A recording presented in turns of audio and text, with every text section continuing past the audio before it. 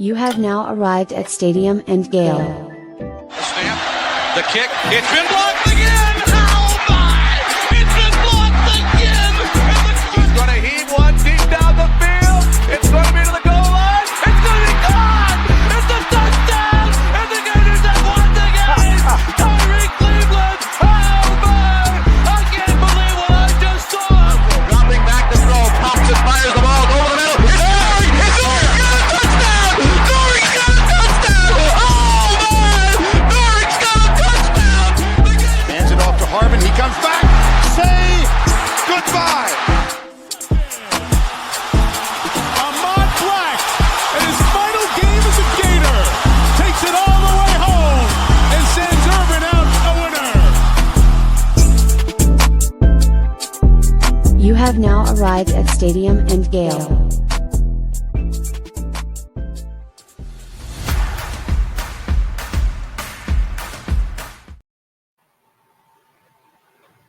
Boys and girls, ladies and gents, welcome to another episode of Stadium Miguel. It's your boy Corey. It's Dan. Hello, Tori. And your boy Jay Scar. What up, 2-5? What it do, baby? Let's get it. Let me switch my mics. I am on the wrong mic. Give me 1 minute, fellas. First time podcasting. Sounds like it can. Let me say something while he does that.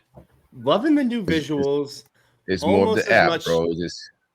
The app just Loving kicks the my mic visuals. around, my camera around, like a lot of shenanigans, man. But Stadium Also Miguel, loving same fun at the Dan. same time. Golden hour, Dan. Yeah, Dan, you getting that. Ooh, that you might need a Golden profile. I hour, might need to Dan, get a better new than golden profile. shower, for you. Dan. Yeah. Okay. Oh, hey. First 2 minutes. There We goes. kicking it off early here. We're off Jay. the rails Ladies, already. man. It was rated R, not PG-13 anymore. No, after daylight saving when daylight savings time starts, the sun goes down obviously an hour later. So I look directly west, so you can see it going down over downtown Tampa in the water. It's not bad place to be. Yeah, I'm kind of jealous. I can't lie, but it's all good. Well, you guys got to come to Tampa. There's no reason not to. Got to come check you, man. Nick, were you in Tampa at the Savannah Bananas game? No, that was a picture from my buddy. Oh, was gotcha. there. I went to one of those before. I had the invite, but I think I was going to go. I thought I was going to be out of town at the time. So I rescinded my invite. I think it's a good show. They're the Harlem Globetrotters. It's cool. It's cool. Yeah, I like it. It's not really baseball. Yeah, my coach. But also that that stadium's not meant to have baseball in it. That's all. Well, no, I forgot. I think it was originally supposed to be in St. Pete at the Trop, and then the Trop obviously got destroyed during the hurricane. So then they decided, hey, why not try it at a football field? Obviously, football field dimensions probably not worth it. But I don't know how much tickets were. I know that they have like a lottery system. I think they said they got like 100,000 plus people that entered the lottery. 65,000 people went. So when I saw the picture that you posted, I was like, oh man, Nick came to Tampa, which was a surprise, and B did it without telling me. So I was about to be in my feelings, but to know that you were just flexing on the gram, trying to pretend like you were there. We've all done it. You know, I've stolen pictures at concerts, passed them off with my own. I get it. You know, That's nasty work, man. Right, that's crazy. That's nasty. Gotta do what you got to do. Right. No doubt. How's everybody's weekend? And then we'll get into the show. A lot to talk about today. My weekend's pretty chill, man. Prom. My daughter had a senior prom, so that was exhausting, man. It was actually Friday, so just my whole day flew by. I know it's daylight.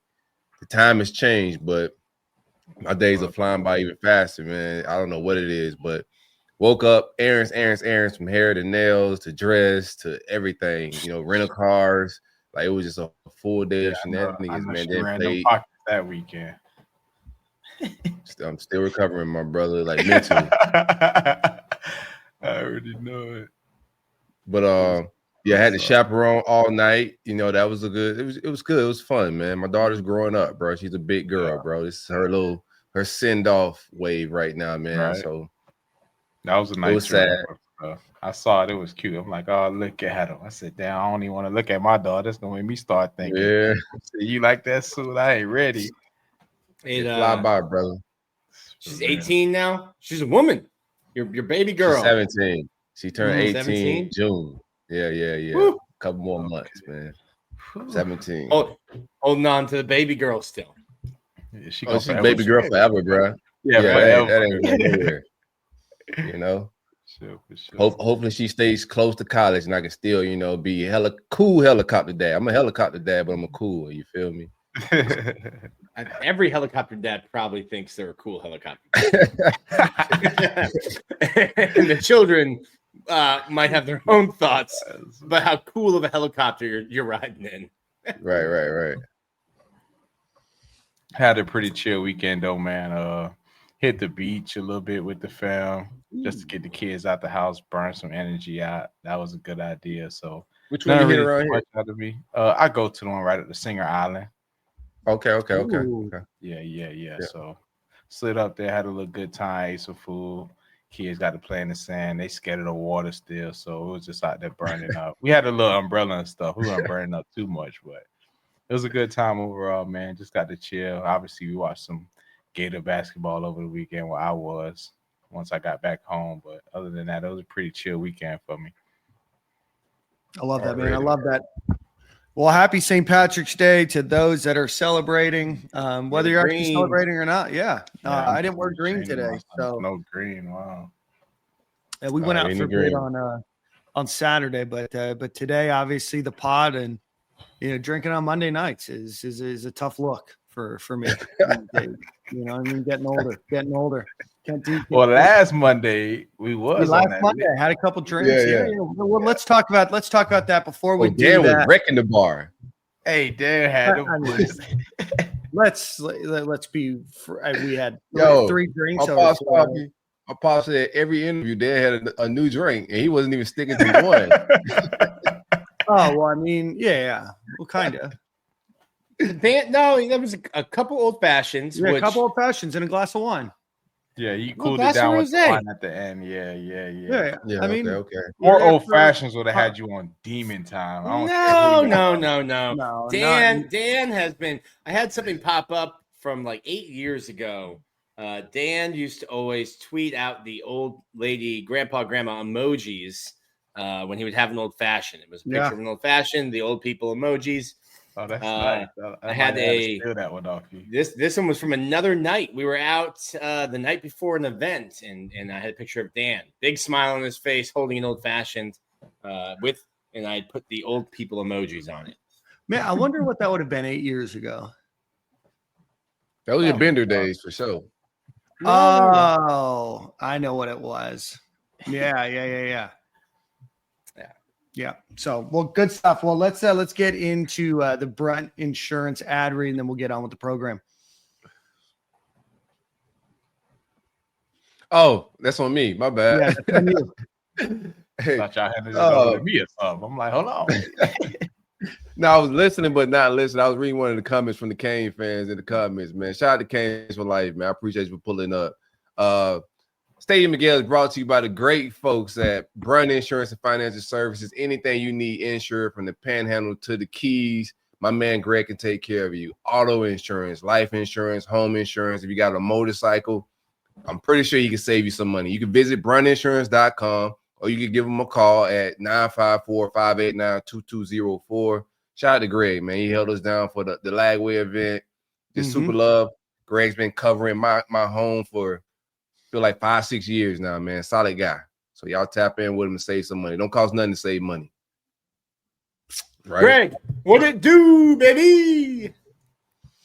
Well, speaking of Greg and the DJ Lagway event, that was last Monday. Hopefully you guys all enjoyed that content. We had a great time. Want to give a few special pieces of recognition. Want to thank DJ Lagway and his team of folks that put on a fantastic event. I don't know how much they raised. It was definitely well into the 5 figures. Want to give a shout out to the artist Rebel. He had a piece of artwork sell for, I think, $8,000 or more. So that we chatted with Steve Spurrier for a little bit. We tried to get him on the show, and then the event programming kind of started, and we had lost Nick and Jordan. Well, Jordan was actually sitting at the table and I didn't see him. We're trying to rush around, so we missed that interview. We're going to try to get something done. But overall, Corey had a couple of his friends come up and do some of the videography stuff. Brandon, who is a faithful listener of the show, Brandon Connell, was there helping organize events, take video, all of that. So a lot of production, a lot of work went into that. We hope to do some more. So thank you to everybody that helped us there. The podcast is available where you're streaming and listening to this one, and then we cut up all the other interviews. So if you're interested in hearing, but Rod Kearney, DeBron Hampton, DJ Lagway, who else? Who else did we get? We got Ernest Graham, and DeAndre Robinson. Yeah. So a lot of great content, a lot of great interviews. Got the chance to talk to a few other people that were there as well. Some of them didn't want to hop on camera, which is understandable as well. But thank you for everybody that listened and consumed that content. It was an unbelievably fun night. And Tank Hawkins, yes. Yeah. Big Tank. I like the off the back of my Tyler Miles interview, Tank putting his input on Coach Miles' 4x1 order. Tank betting himself. Also, DeBron Hampton, let me just tell you, continues to cook the third and fourth teamers that he is practicing against. My guy is smooth. Nah, he's smooth as heck, man. A fan favorite too, bro. A lot of people rooting for that kid. Walk on came over with DJ Lagway, but hearing some punt return action. He's one of the guys in the mix. We can talk about that today. That's been in my report for long enough where you can just put that out there. But yeah, he had some other offers. I think one person has asked me, like, oh, why'd you bring DeBron Hampton in there? I'm like, listen, man, he wanted to talk. Also, cool story. Like, bet on himself to come here. I'm watching him. He's not like running with. It's a tough room to be in. Let me tell you now. It's a tough room to be in terms of a depth chart. Go be in that room right there. You just got to make plays to get time, and he's making plays. Well, no, I think he's got a great story. I think that obviously exceptionally well-spoken kid, but having a guy like him, a speedster like him on your third and fourth string, when you have a bunch of young players that are trying to get better, it doesn't hurt anybody, right? So who knows? If there's an opportunity for him here, obviously he's got a great connection with DJ Lagway, but the opportunity to make the team better is why he's here, and he's getting a great education, great opportunity here at the University of Florida, and he was an absolute pleasure to be around. And I know his mom is a big fan of the show, and certainly love the fact that she was or that he was able to be featured on the show. Already. Well, why don't we get into both? So obviously we're going to talk a lot about basketball today. We have Eric Fawcett coming in probably 15 or so minutes here. We're going to talk a lot about that. Huge weekend for the Gators. Grabbed that number 1 overall seed, grabbed their first SEC championship in 15 years. So huge opportunity for Florida out in the West region to make a Final Four run. And I think you'd be hard pressed to find a team that's playing better than them right now, but we'll save some of that basketball talk. Nick, we're 6 practices in the spring? Yeah, there was a practice on Saturday, which I believe was number 5. So next practice will be number 6. Okay. So what's the word? People are here for the behind the scenes. You're there all the time. So what's the good word, Nick? DJ not throwing yet. Okay. The room behind him, I think you're Harrison Bailey, who is the transfer from where did Tennessee. He go? He started at Tennessee, then he went to UNLV, and then he went somewhere else. I think he went to Western Kentucky. Hold on. This is school number 5. Louisville. Louisville. Yeah, Tennessee, UNLV, then Louisville.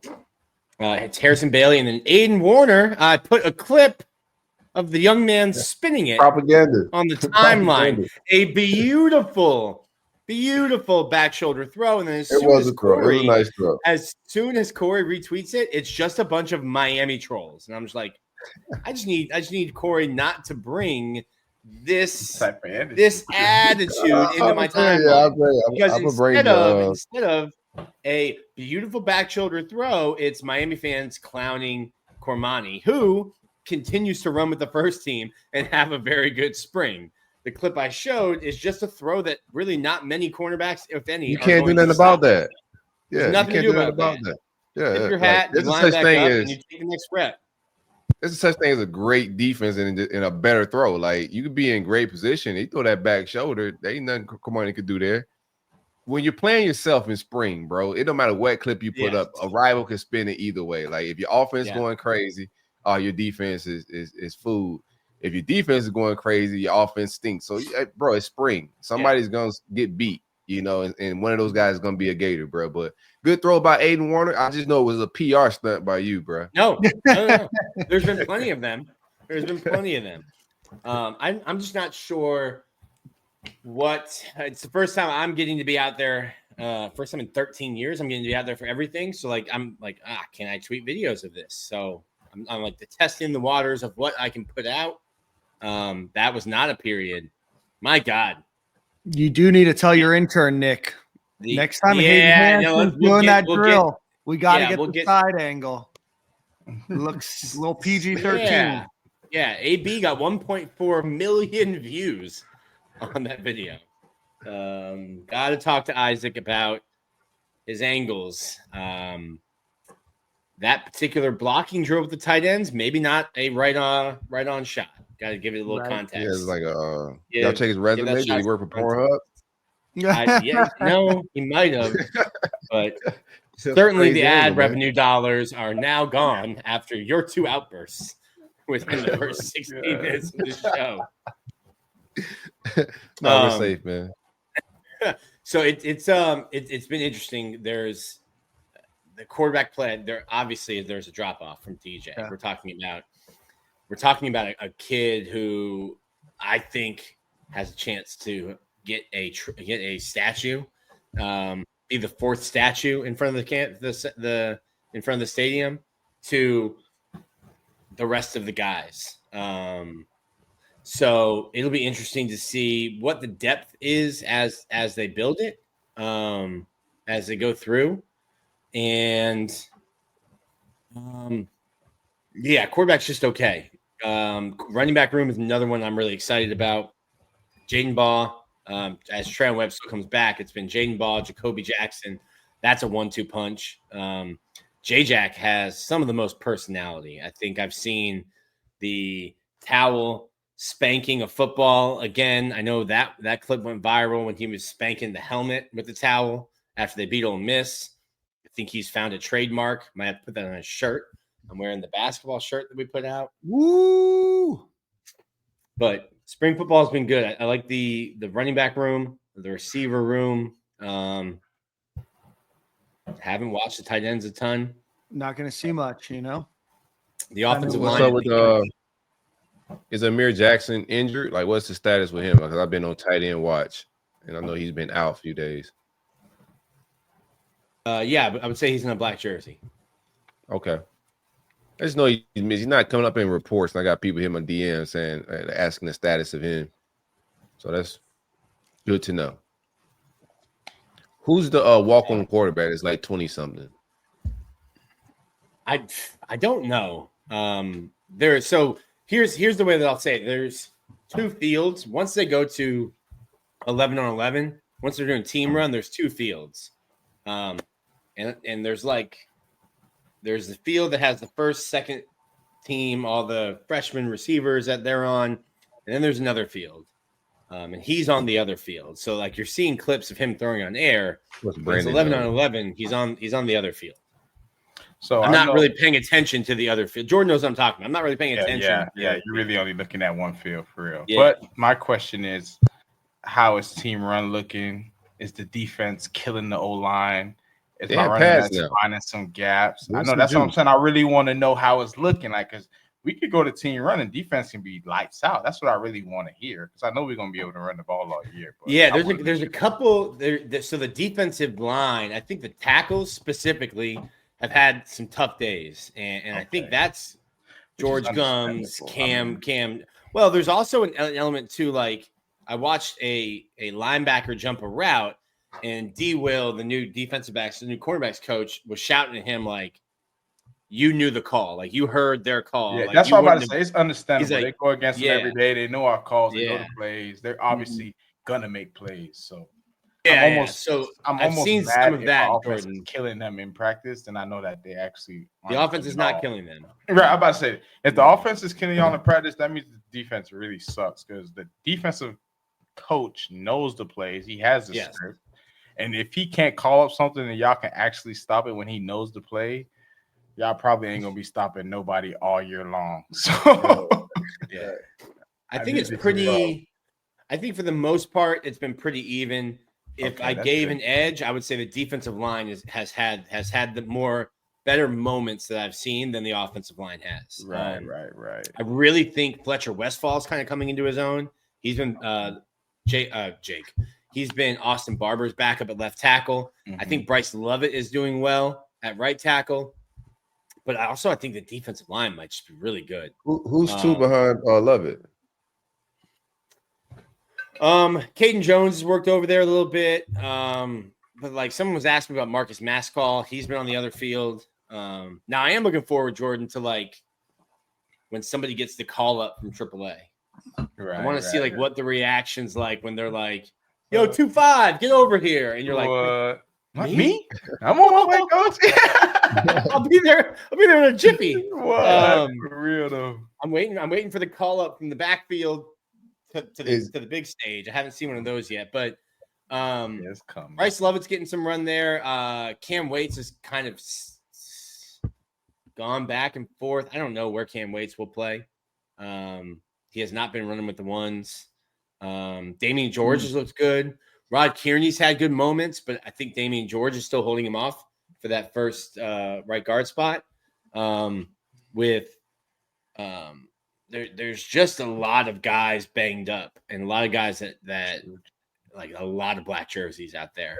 Is anybody from any of the European boys? Anybody from across the pond making any noise, man? No, well, not the European boy, but I think is he from Nigeria? The Nigerian Nightmare. Before getting hurt, was making some noise as a backup to Jake Slaughter. Okay. That's he's Nigeria, right? I'm not sure. I'm looking. Yeah, you got me. I didn't know we had people from Nigeria, bro. I about to say I'm buying whatever you selling because shoot, you better than me. Jason Zandamela. It just says clear okay. Here. Yeah. I remember him. I think Nigeria, but I'm not sure. I'm not sure. Yeah. But he'll be your backup center. Pipeline like panning itself out. You know what I'm saying? Like. Even with so I've learned even a little bit. Like Enoch Wangoy, I haven't seen. He's on the other field, but like he's a guy who didn't play football at all. Like he was a year into football when he got his scholarship, so he's got the size. And I think they're just like finding guys over there who have size, and like we can teach them. We can teach you to football. We can't teach you to be 6'6", 350 pounds. That remains to be seen. Well, yeah. That's why I'm asking. That remains to be seen. Yeah. If they could teach them, you know.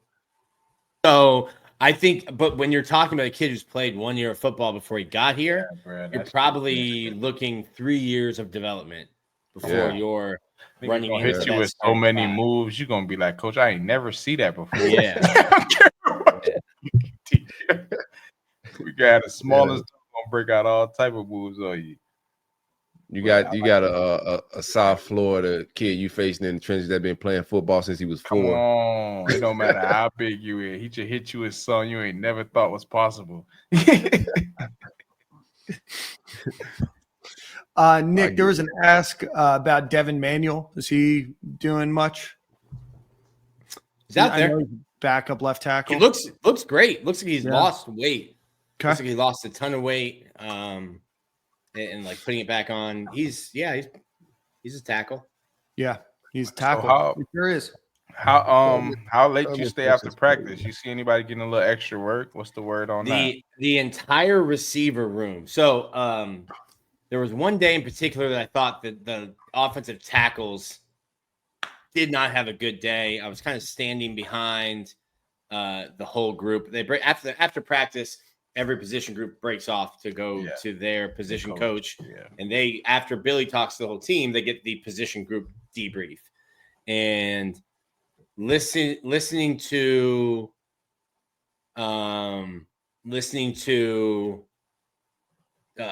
Rob Sale, and then listening to like Austin Barber talking to them. It's like, hey, we need to come in tomorrow. No egos. Watch this film and get better from it. So like I could tell, like, hey, they know that they didn't have a good day. Right. That's good.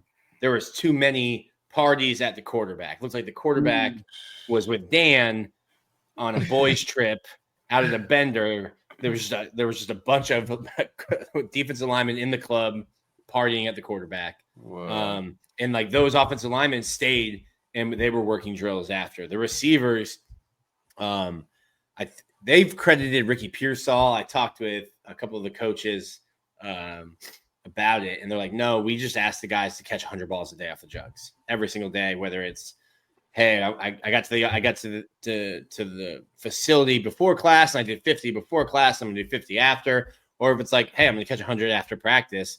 The entire receiver room leaves the field and goes over the indoor and they catch 100 balls off the jugs. That's been really cool to see. It's not like it's the entire room. There's like 12 guys over there catching balls off the jugs after every single practice. You gotta love that, man. That type of stuff. And then I've seen some of the younger defensive backs going over and working, back pedals and stuff like that. So yeah, there's definitely, and I think a lot of that might be Q, Quincy, and Tease being up here. Yeah.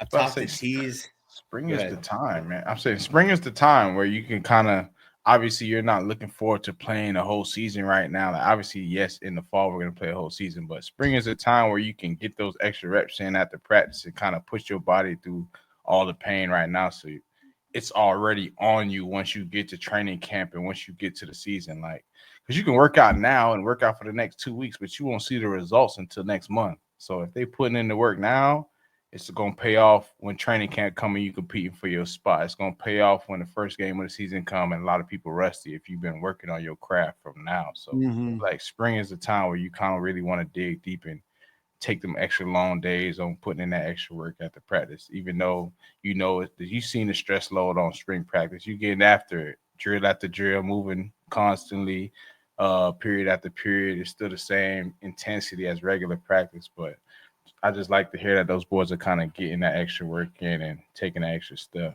It'd be great. Yeah, I talked to real quick. I talked to one of the coaches because like first day of practice, O-line and D-line were getting into it. Of course, some extracurriculars getting into it. You know how first day of practice, non-contact. Ooh, that's first day of practice. Well, listen, there was contact. There was contact. Now it's not like your day. So they wear like they call them spiders, which almost look like shoulder pads, but they don't. But they're not. And I made the comment to one of the coaches. I was like, Coach, this looks like practice 10 of summer, not practice 1 of spring. He said that's our culture. He's like, it's taken time to build that culture, but that's our culture now. And we've had guys who have been in the program for 3 years now. And if you're a new kid and you're coming in, that expectation of what we do, whether it's workout at 6:30 in the morning or if it's practice, is told to you. And if you're not going to meet the expectation, cool. The portal will be open in the spring and you can head out. But that's our expectation. I'm like, all right, cool. That's good to hear. And I just saw it with my eyes. Got to have some controlled aggression. But yeah, there was some aggression. Practice 1 of spring. And I'm like, boys, you've got a long way to go. Right. You've got so many more practices. It's 62 degrees out here. It's not even like you got hot and angry. It was perfect weather. Michael Sturdivant looked at me because I told him how like hot it gets here. And he's like, bro, this feels like California. And I said, just you wait. You wait, man. Don't celebrate. Don't practice the silly now. Because generational humidity, brother. August is coming, my friend. Yes, sir. He's got to have an idea. Like it'll start hitting them in next like May. We had one practice. So like practice last Thursday when we got out there, it was like 78, 82 and getting a little humid, but like the sun went down and it's in the 60s again. And I'm like, there it is. See, I told him, I let him know. I let him know. I was like, you don't understand yet. When you go to spring camp or summer camp, fall camp, you're playing football under the water. Right. But J-Mike is a dude. I don't know what the coaching staff, what their scheme was, how they planned on using him, how bad the team was. This kid can play football. For sure. Yeah, Billy don't miss on wide receiver evals, bro. You can bank on that. You feel me? It's a lot of things. You may not like that triple reverse, but you know who ready to triple reverse is gonna be legit. He's really a bad play call, but he's gonna be nice. He could turn average receivers to great receivers too. Yeah. Knowing how to run routes is a thing. Like, it ain't all it's just even about like top end speed. Like Jerry Rice was a 4.6 guy, but he could put you in the blender. How much like competitiveness in spring camp from your experience, Jordan, like depth chart wise? How many people lose jobs? Like, what's the mentality of the players going into it? Is like, I need to earn my job now before fall camp. Like, what's the like usually the vibe there? I think the intensity is really high, like almost the same as training camp, as if you're competing for a job, because that's when the NFL scouts come out there every now and then. So all the boys that's ready to take that next level step, they know they got to put their best foot forward at every moment in practice, whether it's just warming up, like everything. They're on point because they know they see a little dude in the little Kansas City outfit with his little hat, whatever. You feel me? They want to have that A game on. It ain't time to play around. So I feel like spring is almost just as important as training camp, because you got the scouts out there. If this your money year, you kind of want to show your behind, show that you can play, and as well as for the up and coming dudes who are trying to compete for a spot. I mean, you also looking at it like, well, if I can show this dude that I can beat out the senior right now, I'm trying to get on the radar early, like. Especially if you do that on that tweener of like, maybe I can leave my junior year, or I should be able to stay in my senior year. Like those kind of guys who are kind of a little bit farther on the depth chart, kind of trying to make a mark for their name, stuff like that. So I feel like it's really high intensity, man. Just off the strength of that, you got the NFL reps around there showing their face. So it ain't just like we just hitting each other for no reason. Right. Hey, Nick, I know he's out injured right now. He's not throwing as much as practice, but what is DJ normally doing at practice? Like, what I know we see him just taking mental reps, but like vocal, is he still lead? Survives. There's not a lot of. The way the practice is structured. There's not a lot of opportunities to lead if you're not running through team run. Right. Like when they do 7-on-7 or team run, he's the one that is calling the plays. I think they're telling DJ what the play is, and he's calling the play in. He's sitting there watching it. The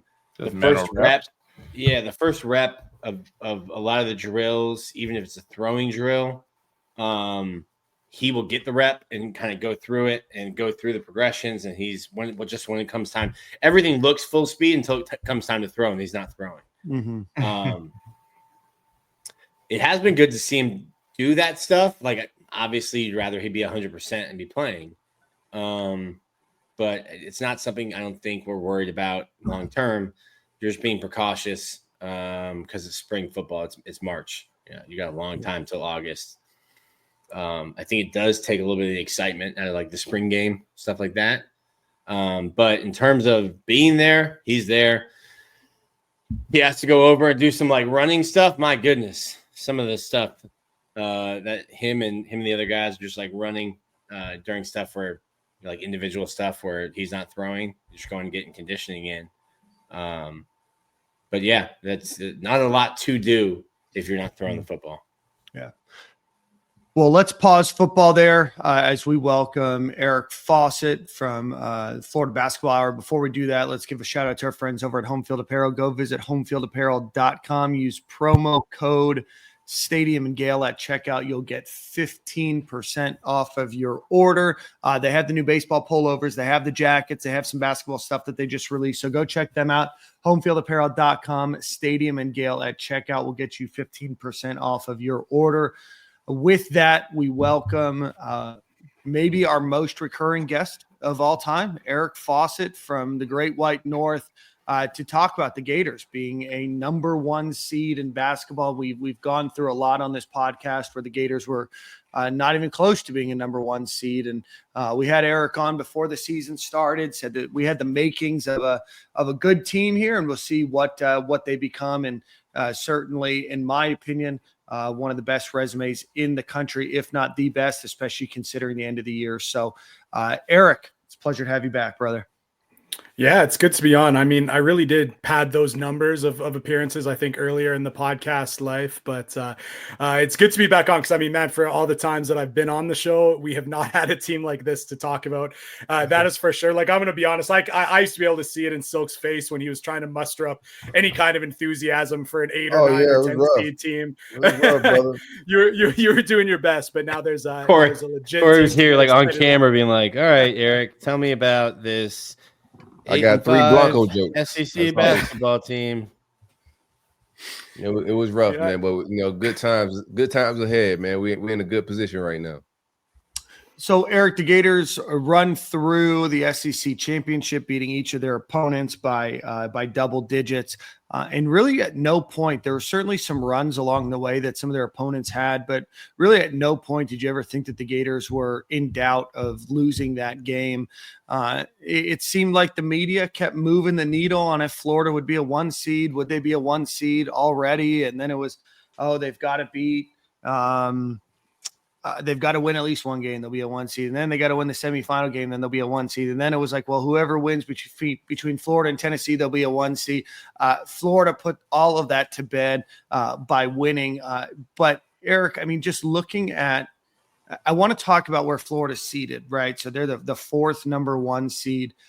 And I know that a lot goes into that. You're talking about quad 1 victories and what your out of conference schedule looks like. And, Florida's out of conference schedule this year just didn't amount to much. I mean, you had some brands on there. You think Florida got a little, and it doesn't matter, you're still 1 seed. You think Florida got robbed a little bit on being the 4th number 1 seed? I don't think so. I think for starters, there's going to be a lot of people that'll point to what I said before the season when I certainly didn't think they were a 1 seed kind of caliber team. And people are like, oh, Eric, like, you were so wrong, like how good the team is. And that's awesome. Happy to be wrong on that one. But I'll tell you this, Florida's coaching staff certainly didn't think that they were going to be a 1 seed, because if they did, they would have scheduled a lot better. And that's the thing, is Florida played a really, really soft non-conference schedule where the other teams that got 1 seeds or were in the mix for 1 seeds, such as like an Alabama or Tennessee, and the teams that Florida went to jump, went and scheduled a ton of tough games so that they could build up that equity, so that they could take some losses and still be in a position where, of course, Florida had to do what they did and really roll through the SEC and SEC tournaments to do that. So the other thing too is I think a lot of people that suggest that Florida should be the number 1 overall seed or better are looking at, well, they beat Auburn, who was the number 1 overall seed, head to head. Well, the committee doesn't look at head to head results like that. They also look at, Florida won the SEC, which I'll remind everyone, by any metric, by any evaluators looking at this league, like this is like one of the, not just the strongest the SEC has ever been, this is one of the strongest conferences college basketball has ever seen. So for that reason, Florida winning the SEC tournament, they're always going to have that. Whatever happens here in March, that is quite the accomplishment. And like you kind of said, Dan, they left no doubt. They won 3 games by a combined 45 points and went through good ones.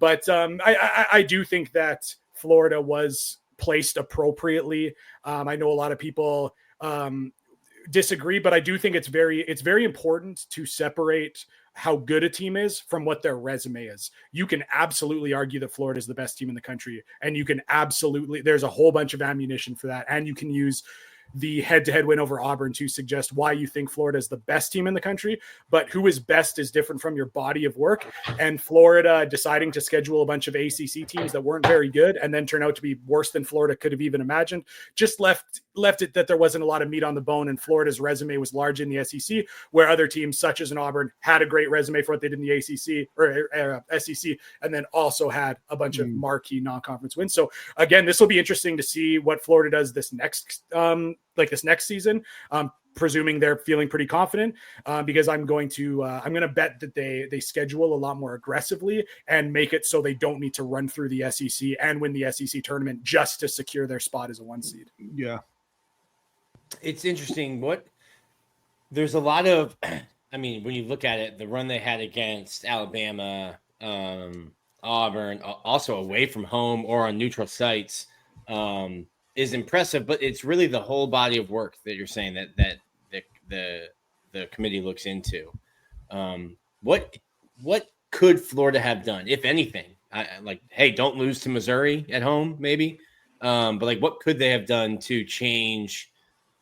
There's only a couple losses to even talk about, but what could they have done to maybe not be the 1-4 and to be the first overall or second overall, outside of, scheduling a little bit tougher early on in the year?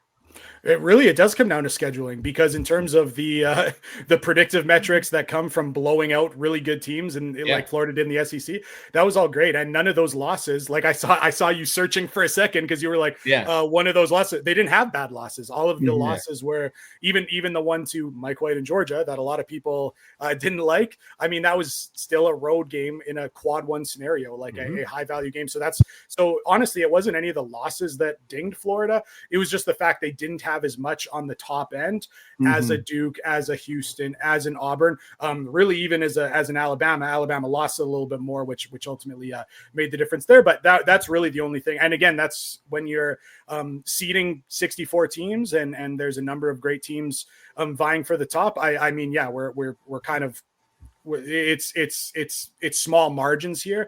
And if you just schedule more challenging games, you leave yourself a little bit of runway.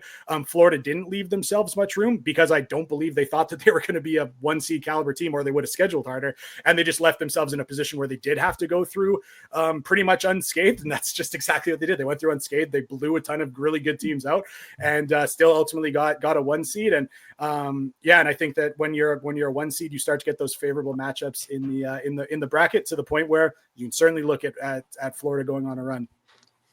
It stopped me. My basketball, especially college basketball knowledge is a wealth of knowledge. They kind of look like UConn towards the end of last year. We're like UConn, no matter who UConn was playing, they're winning by 10, 11, 12, 15 points. Like Florida's, like you've mentioned, just blowing really good teams out of the water, like taking them out of games. They've started slow. I think they've kind of changed that. Earlier on in the year, they were starting slow, and you'd be like, why does every team have a guy having the game of his life shooting the ball in the first half against us? And then all of a sudden they would put the clamps on in the second half. But it looks like kind of the UConn towards the end of last year, where they're just blowing out really good teams. Like, they don't even look competitive towards the end of games. Yeah, that's something that I think is so impressive. And even you look at that SEC championship game, Rick Barnes, the head coach of Tennessee, went up in the post-game press conference and was like, I thought we played really well. And I agree with him. I thought Tennessee played one of their best games of the season, and they lost by 9 on a neutral floor. Well, not even a really neutral floor, because in Nashville, it was almost all Tennessee. I mean, there's good Florida contingent, but still, definitely more Tennessee fans. And Tennessee played one of their best games of the season and lost to the Gators by 9. That speaks to what Florida's doing. And again, college basketball is such a long season. And one of the issues we do have when evaluating these teams is, why were some of these teams ahead of Florida? It's because of wins they got in November. That November seems like a world ago. If you're someone who's looking at filling out your bracket and you want to see who can win a championship based on who is playing the best basketball right now, it's pretty universal that Florida's had the best last month of anyone out of this in college basketball. Auburn's kind of limping into and again, they played 2 meaningless games at the end of the SEC regular season where they had already locked up number 1, and they were screwing around and playing different lineups and threw at a zone that sucked, and they just kept it out. So they were messing around a little bit, but it's hard to turn that. It's hard to flick things back on once you've already flipped it off. And you saw that in the SEC tournament where they didn't make it to the championship game. So they're not playing particularly well. Cooper Flagg's banged up for Duke. Again, Houston didn't play in as tough of a league. They kind of do their thing. They play defense and offensive rebound. But Florida, I think by most people's evaluations, would be playing the best basketball right now. And that's really what the goal of the college basketball season is, being so long, is can you play your best basketball in March and head into a 1-game elimination tournament with all kinds of confidence? And I mean, like for Florida, I mean, you run through Missouri and Alabama and Tennessee in the SEC tournament, those are 3 tougher games than they won't, even if they were to get to the national championship game, they're not playing a 3-game stretch as challenging as what they just did. So that doesn't speak to Norfolk. Norfolk has played in a great season, Eric. Conference champions. Hey, I'm a big Norfolk State fan. We can get into that, but still, I'm gonna say I'd give Missouri an edge on a neutral floor. Okay, fair enough. Fair enough. So I got a question for you, Eric. If you were to pick maybe 2 to 3 teams that possibly could give us a run for our money within this tournament, like who would you be scared of? Who matches up with us size-wise? Because I feel like that's our advantage as Florida. We have size on the floor as well as great perimeter players who can shoot the ball from anywhere. So who do you think in this tournament can really give us a challenge, and who is kind of scaring you moving forward? So I would say the 2 teams in Florida's region that just might give you a little bit of pause. It would start with Maryland, who they would see in the Sweet 16, likely if Maryland gets there. Okay. They're the one team that, again, you hit the nail on the head, who has the size to keep up with Florida's front court. Yeah, like Maryland does. Sizing with us is really nobody can hang with us if they don't got the size. Yeah, that's it. And Derek Queen is just this outstanding, bouncy, physical, big man, future lottery pick.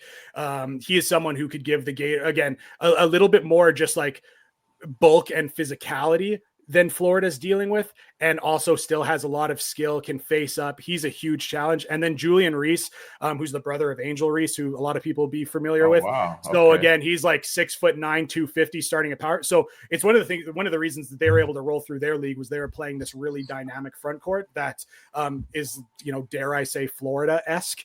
So those two players I think are fantastic. Now Florida's guards are much, much better than Maryland. And that's why overall the matchup wouldn't concern me a whole bunch, but that is like the one front court that kind of matches up with Florida's happens to be in their pod. So there's a chance you run into Maryland and you see 2 of the best front courts getting a bunch of offensive rebounds, finishing everything. I think that is one thing to be a challenge. And then I would say the other team is, naturally Florida's the one. I do think the 2 seed St. John's in their pod could give the Gators issues, largely because their guards are so tough defensively and so disruptive. And if you're looking for one reason why Florida might struggle against someone in this tournament, it is the fact that they don't really have a true point guard. Walter Clayton is tremendous. Ball handling is not his forte. And again, it's almost like a joke with a lot of Florida fans that he has like 2 pick sixes a game and it doesn't even matter because he just goes and scores 25 and pulls from the logo. But like he will get his pocket picked clean. He will throw it right into the head. Like it's just, again, Florida doesn't play with a true point guard. And they can struggle with some of these teams that are really, really aggressive. And that is St. John's. St. John's lacks any offensive upside. That's where you just look at Florida shot making and you say, you know what, Walter Clayton could turn it over 6 times and Florida could still win the game. But again, I do think that would be a matchup that would be concerning because of the guards. And St. John's does have good size in the front court, guys that aren't particularly skilled. So guys that could probably slow down a Florida front court, but they're not going to outscore them. They're not going to totally keep them off the glass. But yeah, and again, it's, they're a 2 seed for a reason. And obviously Rick Pitino is Rick Pitino. I think just seeing him, you might bust out the all white suit on the sideline and that'll put some fear into people. While I like this St. John's team, I still think Florida really matches up generally with that, I'll call it genre of team. Like there's a couple teams at the top of college basketball that are like defend really hard, rebound the basketball, play in transition. And I've always thought that Florida really matched up with those teams really, really well. And I think that a perfect example was this Tennessee SEC tournament championship game where Tennessee plays that way and they played awesome and Florida beat them by 9. And I think that was something that kind of reiterated to me that while I think that St. John's could offer problems because of some of their guards' disruptiveness defensively, I really don't think the teams in the like Michigan State, Houston, Tennessee, St. John's, like that like genre of team, I think Florida handles really, really well. So talking about like, did Florida get a good place in the bracket? Did it all work out? I say, yeah, because the 2 seed in the region is a St. John's team that I do think they would match up fairly well with if it came to that to make a Final Four. I saw an analytic graphic of like where everyone shoots it from. And it's like, it's what you would expect now. Lots of threes and then lots of like right under the rim. St. John's, lots of long 2s. Everywhere. Tons of long 2s. Very limited from beyond the arc. looked like a 1970s shot chart. Lots from right around the key. And I'm like, what are we doing here? Rick Pitino just like, you know what? I can't analytics. We're not going to do it.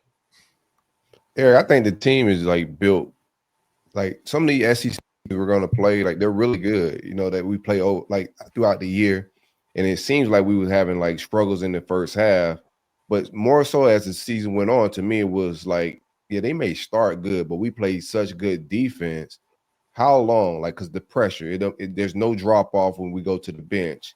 It's hard for those guys to be able to keep up with our offensive pace facing our defense for two halves. And that's been the thing. Even with Tennessee, when they made a run to get back into the game, I didn't even panic because I'm like, the defense is too tough for those guys to keep pace with what we're doing on offense. And I don't see many teams. It's not like we got to play the games, but I don't see many teams that's going to be able to sustain that type of pressure a full game. Even when we get in foul trouble, whoever comes in the game, there's no drop-off. Like our subs, to me, there's not a lot of talent drop-off on either end of the court. Yeah, you look at Thomas Houck, who has been, he's Florida's sixth man, but anytime down the stretch, if Florida does play a close game, which doesn't actually happen that often because they usually blow people out, like Houck is on the floor and he's been tremendous and someone who can knock down shots, someone who can handle the ball and drive bigger guys down the lane. And when you look at, Nick, you mentioned some of these analytics that are coming out. One of them that you'll see everywhere too is like Florida's, their best five players, which is four starters, plus Thomas Houck in the game for Ruben Chinyelu. That is like one of the best five player combinations in all of college basketball. They've just been running everyone out of the gym. And then you still look at some of the other players coming off the bench. Like, and I mean, this is a bigger conversation about who should be eligible or not in college basketball. I don't know if you guys have seen it, but Florida's has a guy coming off the bench named Urban Klobzar, who played for Real Madrid, one of the best teams in the world outside the NBA, in 2020. So he was already playing. So he's been playing professional basketball since 2020 when he was 16 years old. Good. So he's been. So this is a guy that like comes off the bench as someone who's got like over 100 international or high level professional games in Spain under his belt. And I mean, like that's Florida's like second guard off the bench sometimes after Denzel Aberdeen. And then something, I mean, I'll mention, it has been an incredible story in a world of NIL and players going to get their own. Micah Hanlockton, coming off the gruesome leg injury, says, I don't really care about getting this year back for a redshirt year. We'll figure that out down the line. I don't care about my earning potential NIL. I'm coming back, even if it means burning one of my years of eligibility. And now the Gators, whose front court was already really good, suddenly has Micah Hanlockton, their starter from last year, coming off the bench.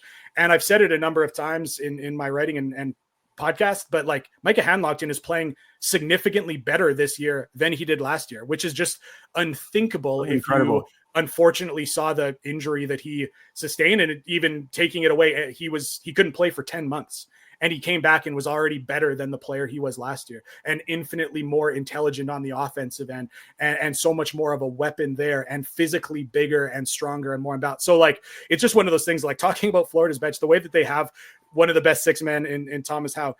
They have someone who's gone for 20 in multiple occasions, like a Denzel Aberdeen. They've got like a 4-year Spanish pro in Urban Klobzar, and then they've got Micah Hanlockton, their starter from last. Like the bench is outrageous, and it's just one of those things that I do think depth can be overrated sometimes in the NCAA tournament. There's extra long TV timeouts, so rest isn't as much of a players can play a few more minutes than normal. It's all drawn out, but at the same time, I just think you need dudes ready that can come in and make an impact, because if you're going to win 6 games in a row, you're not going to do it all in the same way. You're going to need to win a game that's in the 60s, and you're going to need to win a game in the 90s. Some of your starter stuff is going to be taken out by scouting. You need weapons off the bench who can come in and make something happen unexpectedly. And, I just mentioned there's 4 guys off Florida's bench that most teams in this tournament would be happy to start. And maybe they're not going to play 6 games of 20 minutes off the bench, really big impact, but Florida needs each of those guys to just have one big moment of 15 minutes off the bench where they knock down a couple shots, get a few key offensive rebounds, make a big play. And it's just, if you're looking for guys that like have that ability to be impacts, to make an impact. Like Florida just like has more bites at the apple than anyone else in this tournament. So Eric, Norfolk State, I know you said that you liked him. Florida hopefully won't have a problem with them, but what kind of basketball team are they, and what should fans be ready to watch for at 6:50 Eastern time on Friday? Yeah, so they have an incredible coach named Robert Jones. He's been there for 12 years and he's just 45. Now you guys are going to love this. So he's from South Jamaica, Queens. So when he was in college playing Division III basketball, going into getting into coaching, he was also a promoter for 50 Cent. Before 50 Cent popped off. So Robert Jones has just an incredible story of he was a guy that was like playing Division III basketball, then coaching Division III basketball while promoting for 50 Cent. And again, if that tells you how long he's been in the game, despite being only 45 years old, he was he was doing that before 50 Cent popped off. So tells you a little bit about his personality, but he's an incredible coach. He was promoting in the club. He's been around the block. So that's so again, Robert Jones is someone who has turned Norfolk State into just a power in that league. I even suggested that Florida should have interviewed him when they had the opening 3 years ago. He's just running that league and turning it into a position where, like, honestly, if you are looking for a position that Florida got screwed in the bracket, there's no way Norfolk should have been a 16 seed. I think something that you'll see is everyone is kind of picking High Point as that's like everyone's trendiest pick mid-major wise is for High Point to upset Purdue and go on a run. Norfolk State beat High Point earlier in the season on the road. So I think the first thing to kind of look at with Norfolk is just the fact that they have a lot bigger and more athletic players than you would expect from a 16 seed. So they are physically tough. They are bouncy. They've had a ton of highlights all year long from guys throwing down monster dunks, and they play really smart. Like I said, Robert Jones is an incredible coach, and he has those guys playing connected, and they're an amazing cutting team, amazing passing team. The problem with Norfolk State is that league is not very good, and everyone just plays really junky zones. They play really like garbage trapping full court presses, and it's just one of those things that I don't feel like Norfolk State is ever fully prepared to play against high major teams. And while they've been really, really good in the regular season, they made some tournaments. Recently, they've just gotten absolutely thrashed in the first round of the NCAA tournament, right. which again, they've built a style that really works to dominate that league. And which again, I think if you're Norfolk State and you're Robert Jones, that's what you do. You build your roster to dominate your league and get to the tournament. You don't build your team to like maybe have a slightly better chance if you see Florida in the first round. So it's one of those things that I think that everyone will really respect watching this game. How hard Norfolk State plays, how intelligent they play, the quality of some of their players. I also do not think it's a team that's going to push Florida. If you're looking for the reason that it might be like, slightly close at the first TV timeout and you're like, oh, why isn't Florida pulled away? They will, again, because of that league they play in, they will throw out a bunch of really novelty kind of zones just to really try to confuse their opponent. And especially going up against Florida, they're not going to try to make it a man-to-man game where you just play conventional basketball against Florida. That's how you lose by 100. So they'll throw the kitchen sink at the Gators, and it'll make for, could make for an interesting 4 or 5 minutes, but ultimately, yeah, Florida, like Nick, you mentioned earlier, Florida just like doesn't have bad losses this year. That's one of the things that the defense and rebounding and size puts Florida's floor just so high that it's just hard to imagine them getting picked off.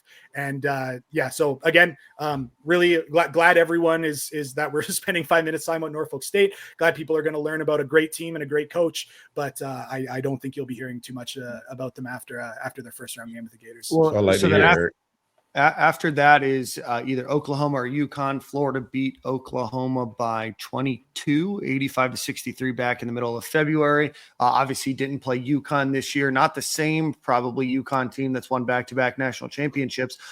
Because of the familiarity with Oklahoma, would you think that Florida would match up a little bit better against them, or give us kind of a couple second rundown on that matchup and who you think Florida might stack up better against?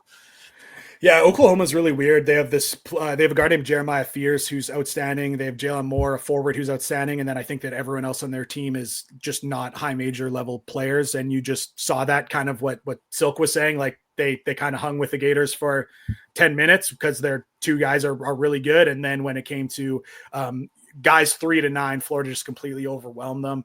That's the kind of team in the SEC that the Gators have just rolled through this year. And I do think because of the familiarity, that's one that just doesn't scare you a whole bunch. And I do think UConn beats them. I think the Gators will play UConn.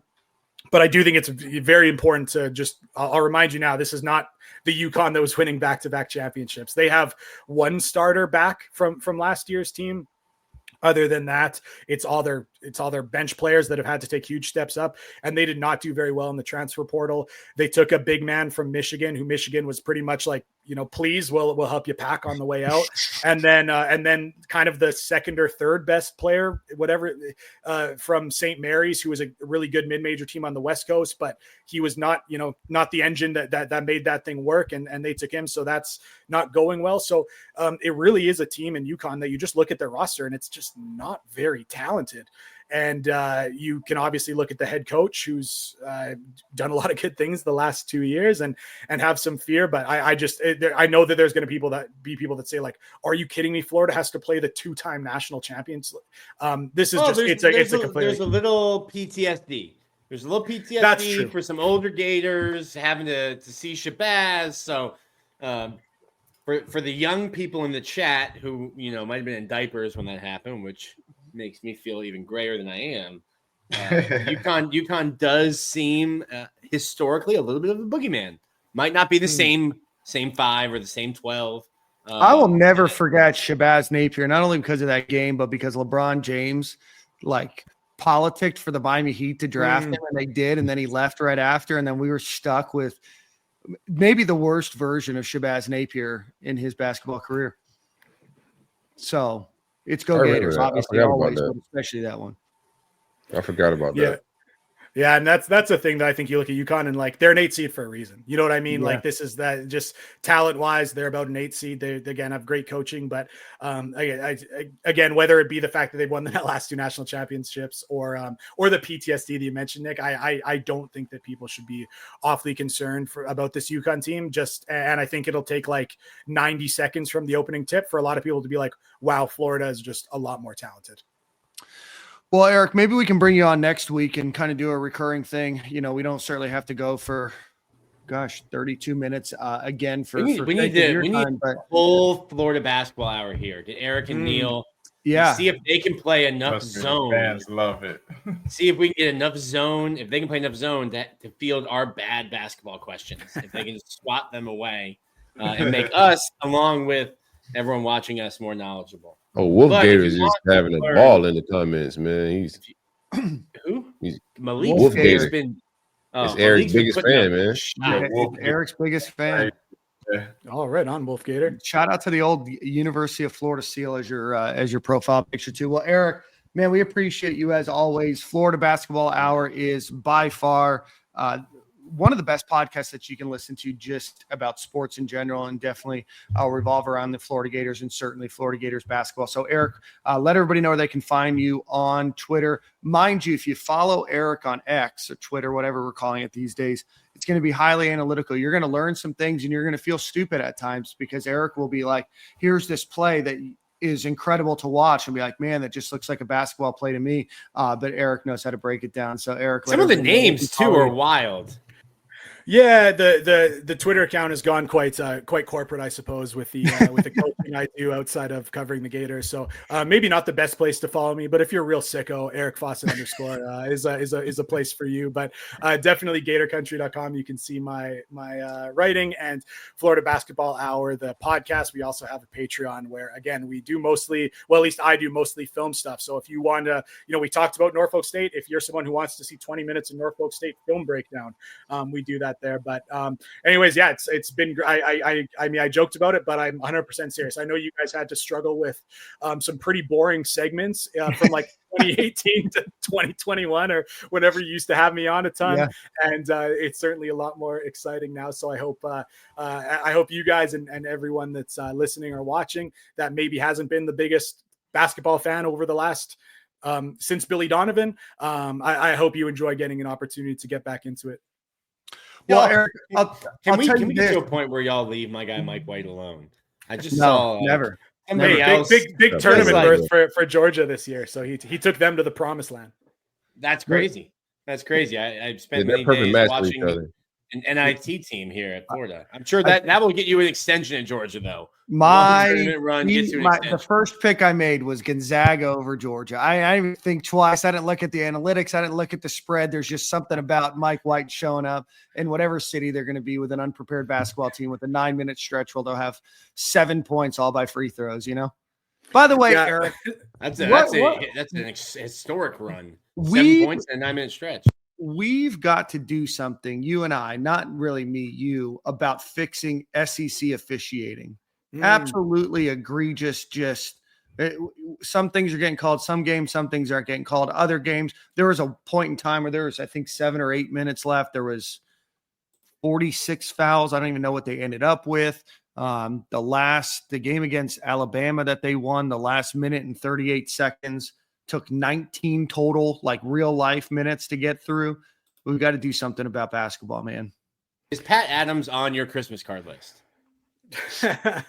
Man, we could talk about college basketball officiating and what we need to. I mean, I'll tell you this quickly. I think the biggest problem with officiating in college basketball is that there's no such thing as SEC refs or Big Ten refs or ACC refs. These guys are all independent contractors that take as many games as they can.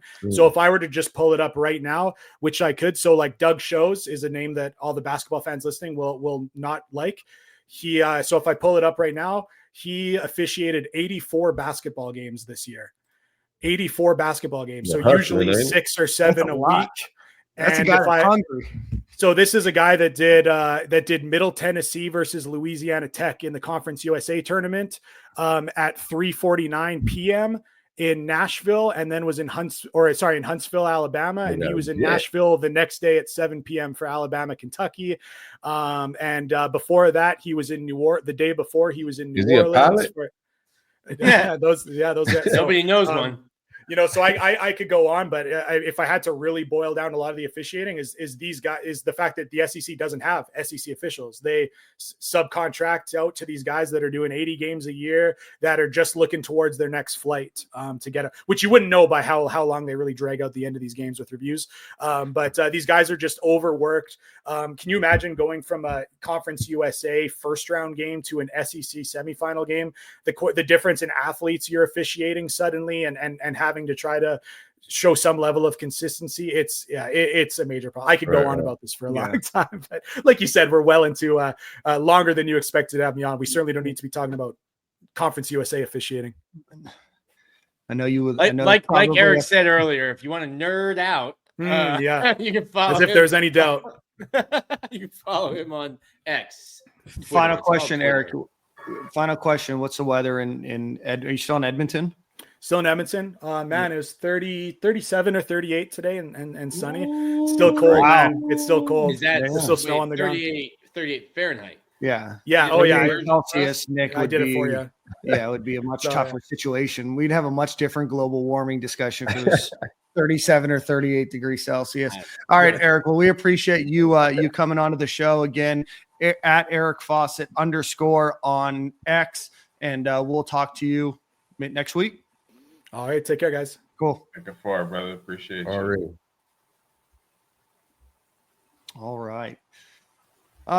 Wolf Gator asked before, how was the overall experience at Spurrier's? Spurrier's was great. If you've not been, and that was the first time that I've been, Nick, obviously I know you've been, Jordan or Corey, had you guys been? Nah, first timer for me, bro. We both first timers. I was very impressed. I filled up on bundt cakes and all the food that they had to offer. It was a great experience. Obviously, I don't think it'll be like that for everybody who goes there every other weekend. But from what I've heard, the food is amazing there every other day. And, the service is great there.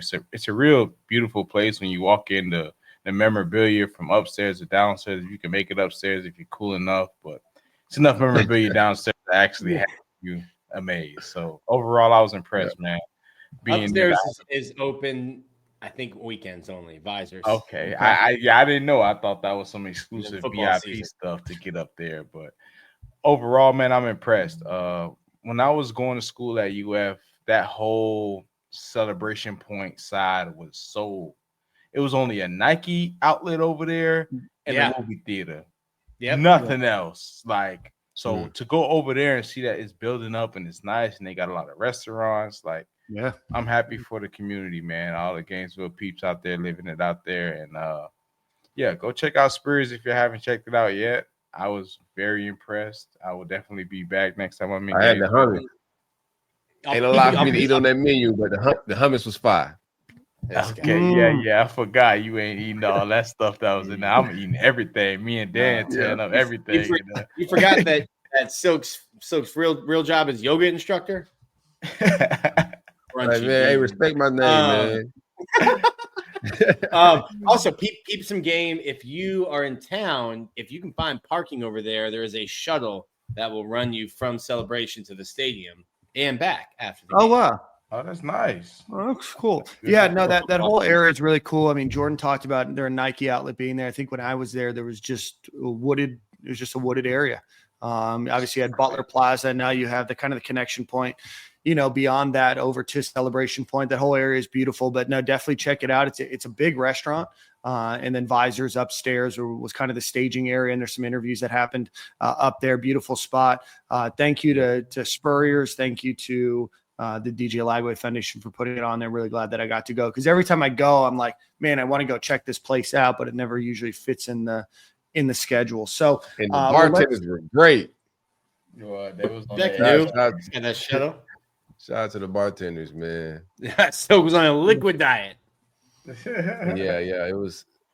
Man, I don't know what tequila drink that was, man, but she had it. She was doing her thing with it, bro. Yeah, I had me one towards the end of the night. It wasn't too bad, nah. I was like, nice. It was nice. And if you go to Spurrier's, my favorite, the short rib with a little mushroom risotto is fantastic. Ooh, so you could have the mushroom risotto portion of that. Yeah, my boy lives in Gainesville. Brandon said their brunch is amazing there. He said bottomless brunch. Yep, yeah, they have. So if you were there for the Lagway event, they had a kind of like a serve yourself buffet kind of thing open. Yeah. That's what they do for brunch. You can order omelets, but they've got like a build your own brunch station with bottomless mimosas.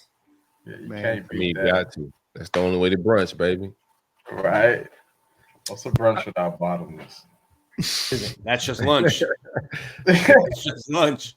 It is just lunch. Bottomless mimosas usually end up with other people bottomless. All right, let's see. Daniel. Let's see. Let's give a quick shout out on that note to our friends over at Game Time Sidekicks. Nick is hoarding a small country's GDP's worth of cups for us that he's got to give out. Shout out to Tyler. I did give one away I've given one away already. Do I need to give those back to you guys? I don't think he sent them for us, but if you just want to give them out to your friends and family, I mean, I guess nobody's stopping you other than that's not what the intended purpose is. But I am glad that one more has entered the wild. Go visit GameTimeSidekicks.com. They also help sponsor the event last week for us. So special thank you to them. Best vacuum sealed cups that you can get. They're working on an exclusive drop with DJ Lagway. A lot of new designs, a lot of upgraded products that they have. It's going to keep your hot drinks hot, your cold drinks cold. Best product of drinkware that I use it literally every day, and not just because they sponsor this show. Yeah, same. Can't lie. And use Stadium 15 at checkout, and you get 15% off. Buddy. Yeah, I'm kind of jealous. Like, how is you getting all the exclusive shit and we over here with regular stuff? Listen, I've had dinner with Tyler at Embers. Me and Tyler are boys. That's we'll be shooting some content. One of the ones I gave away was we had Taylor Shoemaker in the office doing a Q&A for Florida Victorious. I gave her one of the DJ cups that was sent to me so she could pop it into Ava Brown's locker. Sent to me. They were sent to me. The they cups were sent physically sent to your me. address. Yes, they were physically sent to your address. Things that are normally sent to my address, I'm not then sending to you. That's not how the USPS works. How many cups you got now, Playboy? I'll remember that when he's asking about buddy, my wife is sick and tired of these cups at the house, but she uses them. Well, she uses them now. Yeah, so you use them yourself. Promo code Stadium15 at checkout. Kind of got a little interrupted there talking about football. Any final topics on this team? Obviously, still more than half the practices left to go before the spring game, and I do want to talk about some changes in the spring game, not for UF, but just in general. Nick, any final comments, or guys, any final talking points? I will be in Raleigh, North Carolina. The Florida Gators are undefeated when I'm in the building. I will be in Raleigh Thursday through Monday. If you're going to be in town, let me know. We are finalizing some stuff, I think, for Thursday night or for Friday pregame, like a happy hour pregame for Florida Victorious. And look out for details this week. I'll be tweeting them, retweeting them. So boots on the ground this week with football off for spring break. Awesome. I know this is skipping a little bit ahead, but Nick, will you be at UF's Pro Day? I will. I would like to be in San Francisco for rounds 3 and 4, but I will be at UF's Pro Day. I believe, talking to some people, I might not be shoved off to the side where you can't see anything. I might be giving you the best angles on the field next to the scouts, rubbing elbows. That's where I'm trying to be. I'm gonna be up there in the building, man. I'm gonna try to get a little networking on, meet some of these NFL coaches, and kind of mingle around. So I'm gonna catch you up there. 825. You know, trying. Well, if there's an open invite, there's no reason that I should be there. But if you find a way, I can be there. Dan, it's Pro Day. I am excited for last year, and I don't want this to sound too harsh, but there's not really a way to say it that isn't harsh. Last year was the worst pro day I've seen covering Florida since 2013. Sure. Probably could agree with that one. I had I had a handful of scouts asking me if Ricky Pearsall was going to work out because he had a great combine. And I felt compelled to lie to them and say, yes, he is. I just didn't want the scouts to not show up. You didn't want that smoke. Yeah. I didn't want the scouts to not show up, and all of a sudden you've got 2 scouts at Florida's Pro Day, and that sucks for everyone else. Sure. I think those scouts deleted my contact because I was not asked this year about who's doing what. Said, fuck you. Your word ain't incredible no more. but great. I think there's 18 guys, a bunch of talent, and I'm excited to see Graham Mertz go through what he can go through. He's going to go through like a full throwing program. So shout out to Graham. I mean, tore his ACL, 5 months ago, 6 months ago? So shout out to him for working back and getting a pro day. Absolutely. All right, guys, I do want to talk of college football right now. I looked it up, and let me just double check what that is.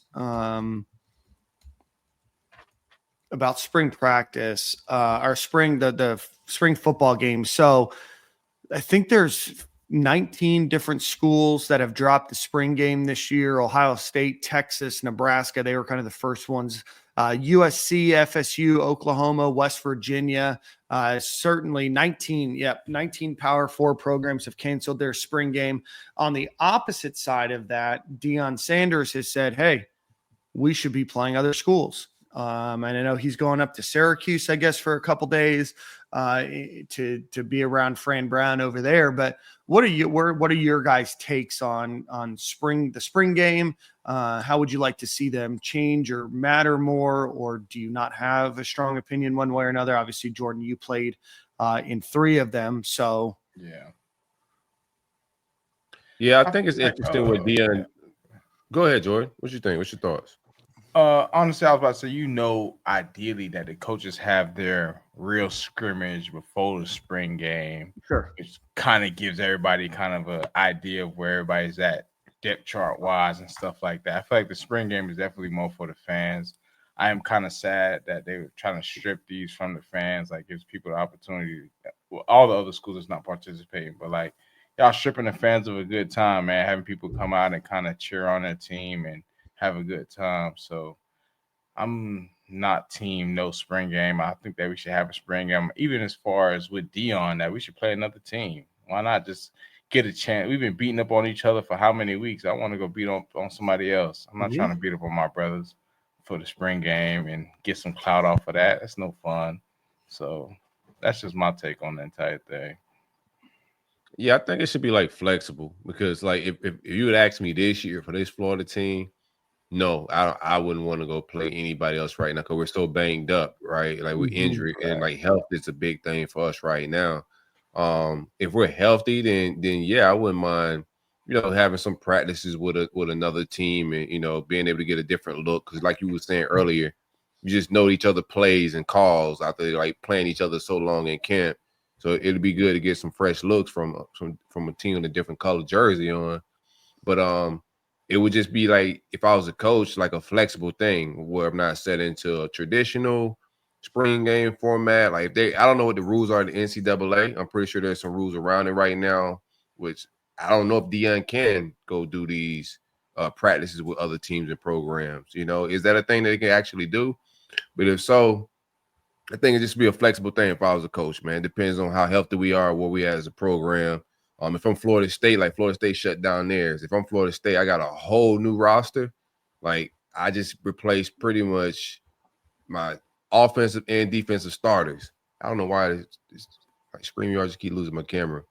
But if I'm that type of program, no, I wouldn't want a spring collaboration game, any of that. If I got a whole new transfer portal roster that's trying to learn all my new culture, all my new plays, it ain't a good setup for them. So I think this thing is a case by case basis.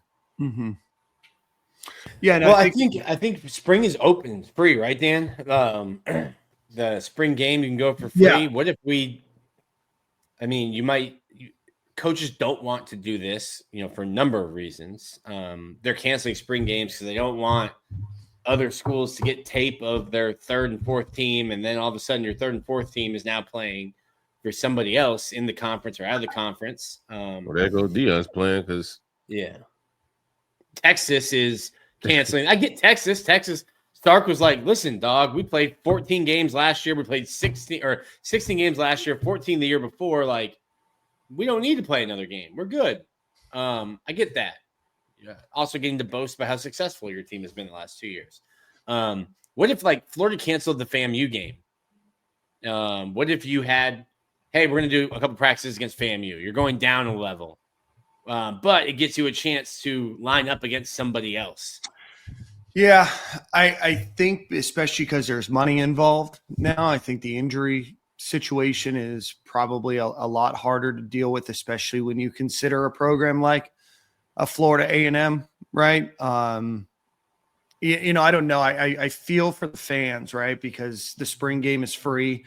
For a lot of people, it might be the only opportunity they get to go to Gainesville. It's usually the same weekend as some other sports that are happening on campus. So kind of a fun time, inexpensive way to go see your favorite team play that you might not be able to during the fall, right? So I do feel for the fans that way. I kind of get it. I also think that all of these players get film of themselves, and a lot of them have agents, and a lot of the agents can shop that film around too. I feel like coaches and those that are studying the transfer portal or, doing advanced scouting or looking at other programs kind of know who those people are. I mean, maybe there's, a name or two that will break out in one of those games, but I just don't know if that's as big of an issue now as it's being portended to be. I just more than anything feel bad for the fans that might only have that opportunity to go. I understand everything around it. I also understand that a lot of these guys are now professional athletes, and you put themselves in a position to potentially get injured, and all of a sudden you have people that are donating a lot of money wondering why in a game that doesn't matter, they're going full sprint against whether it's a FAMU or whether it's a different program too. It's a hard situation, and I don't know what side I take other than it's complicated, and I do, but more than anything, do feel bad for the fans. It'll be all right, bro. I'm trying to think of what if I understand it being free is good. What if you were able to talk to the university and, hey, we're going to charge $5, and if we can get, what do you call it, 90,000 people there? Let's say we get 70,000 times 5. How much money is that? So 350,000, and you don't and you donate that to Florida Victorious, or you donate that to, hey, we're charging for the spring game, it's going towards NIL. Yeah, no, I mean, I think that there's maybe ways that you can raise money. I just think if you're a family of 5 going to see a game in the Swamp is Expensive. Easily probably, I mean, for a decent game, at least $1,000, if not significantly more.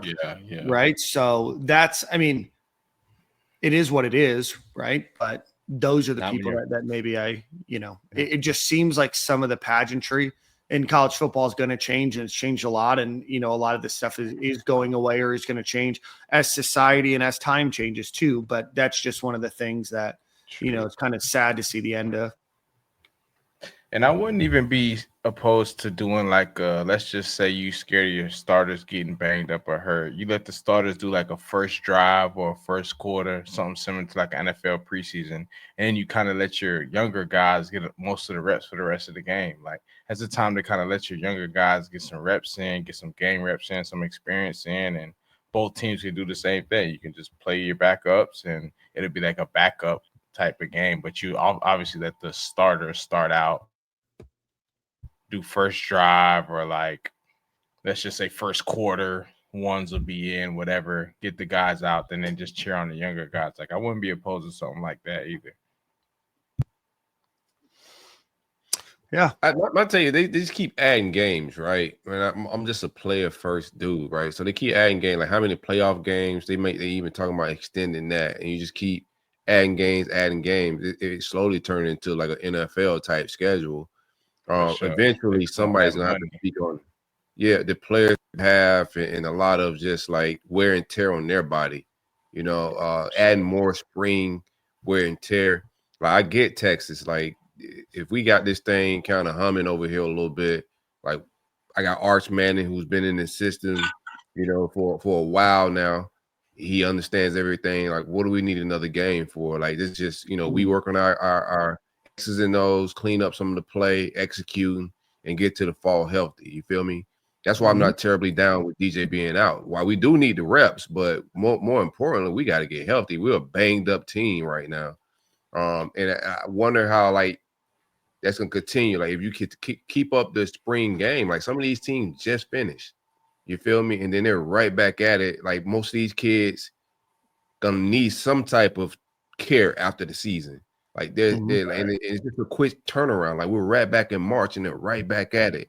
So, yeah, I don't know, man. It's tricky. And I do think like football's changing. And we're gonna, like, spring is gonna change eventually. I think eventually we may get a preseason type vibe as well. But I don't know how you add a preseason and add more postseason. It's a lot of games and a lot of expectations on these kids' bodies. Mm-hmm. Have a off-season cleanup, Jordan? What you mean by that, off-season cleanup? Like surgery, something happened. Oh, no, never for me. I was blessed enough to read college. I really didn't have too many injuries. I maybe had like an ankle and a hamstring through my college career, but nothing too really crazy for me that sat me out for too much of a long time. But I have had a lot of friends. Normal, just like your body just bouncing back, like after the season. Mm-hmm. Dude, I remember John Jalapeno literally like tore his pec in like week 2 of like 2013 or 14. And just like, as an offensive lineman, you tear your pec, everything you're doing is pushing out in front. Just terrible. So he just put a shoulder sleeve on that wouldn't allow him to go to a certain level. And then just played football for 3 months with a torn pec. That's crazy. Yeah, I can say though, it's definitely. And then we were doctoring ourselves at Cantina doing shots, little pain medication shots with me and Pio at Cantina. There's definitely some lingering injuries, but I will say that Paul and his staff has always done a great job of like knowing what you need to do. Obviously, sometimes they'll throw the sleeve on you and make you go out there, but sometimes that don't even be Paul call. That'd be the head coach call, and that's who they want on the field. You feel me? But for the most part, Paul does a great job of taking care of his guys, man. Like, if you're really banged up, he'll put you in that black jersey, put you in that red jersey, just have you in the pit working out. Like, he won't ever throw you out there if you're really in harm's way. But if you can play through it, his thing is always you can be hurt and you can be injured. Those are two different things. If you're hurt, you can go out there and fight through that. Because the reality is nobody goes through a full season not somewhat hurt. Like, I don't care who you are. If you playing this grown man's game and you getting banged up every week in the SEC, something going to be hurting on you. So if you want to just sit out and baby it and just watch your team fight without you, that's the type of guy you are. But for the most part, we leave that up to Paul to kind of make the decision for us. And I feel like the doctor? Yeah. He's a head athletic trainer. Okay. He's always been doing a good job there. He's been there for a really long time. And him and his staff has been together for a really long time. And they've always been doing a great job of having like comeback players of the year and making dudes come back off a knee. I remember Antonio Morrison tore his knee, came back, comeback player of the year. Yeah, like they've always done a great job of that, man. Players get hurt and they dedicate their time to them boys, man, and make sure that they get back to where they're supposed to be. So I trust in the staff. The same staff is still there from when I was there. So I know we banged up in the DB room and all over the place right now, and it's tough for them to be out there in spring. But I trust the process and that they're making the right decisions to put guys out there, put guys in the pit, or even with the DJ Lagway situation. I don't even think he's that hurt. I don't even care that he's sitting out. He showed me enough last year. Take your vet card, brother. You ain't a vet yet, but you know, you that guy. So go ahead and do what you need to do. As long as you're looking good for training camp and we can get you some real reps in training camp, I have full faith that you haven't dropped off in 4 months, that you'll be fine.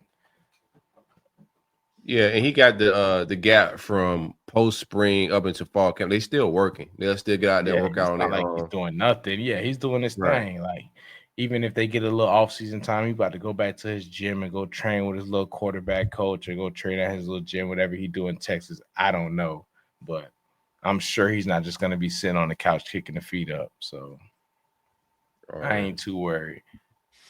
Love it. All right, guys, that brings us to the end of our show. Ryan O'Hara got promoted, by the way, so that's just a worthy announcement.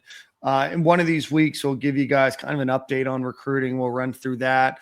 But go Gators. Basketball, one final ad read for our friends over at Alumni Hall. Go visit alumnihall.com in Gainesville on Archer Road, or again, alumnihall.com. Anything that you want. Florida Gators apparel for all sports of people of all sizes and from old to young. So go visit alumnihall.com. Let them know Stadium and Gale sent you. But again, that's alumnihall.com and Alumni Hall on Archer Road, just off of 75. All right, boys. Nick, maybe you have Song of the Week. Bring that back. Also, shout out to Jimmy Fallon and St. John's, who did a remix of my sea shanty, all about St. John's. Okay. It slapped. It slapped, as you can imagine. Great. I was not ready. No, that's fine. Ooh, let's do. I heard this today. Not a new song, but a little country ditty for Corey and Jordan to listen Diddy. to. Yep. No Diddy. Diddy. That's no Diddy. Okay. Not that Diddy. Not that Diddy. This one is Jordan Davis. The song is called Next Thing You Know. Okay. I didn't know the Eagles D tackle did country. Yeah. believe distant cousins, not the same person. Distant cousins. No, very distant. Very different. Very distant. Very different. Yeah, they look very different, Jordan. They look very different.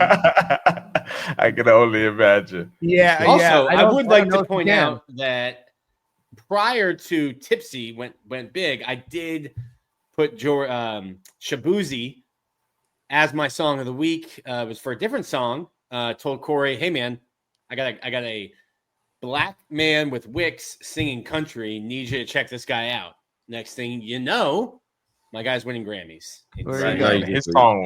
His song blew off the charts, though. I'm not saying I'm not one to point in the mirror or to point the thumb this way, but I might have put Shabuzi on. It might have been our show. On the low. On the low. Nick does has his thumb on country music and pop culture. So, and quarterbacks that can spin it. And quarterbacks that can spin it. Not propaganda. That was not propaganda. Just a clip. Just an unedited clip. Oh, yeah. I love it. All right, guys. We'll see you at the same corner, same time next week. Gators play Friday at 6:50 Eastern time in Raleigh. Holler at me. Go Gators. We'll see you guys next week.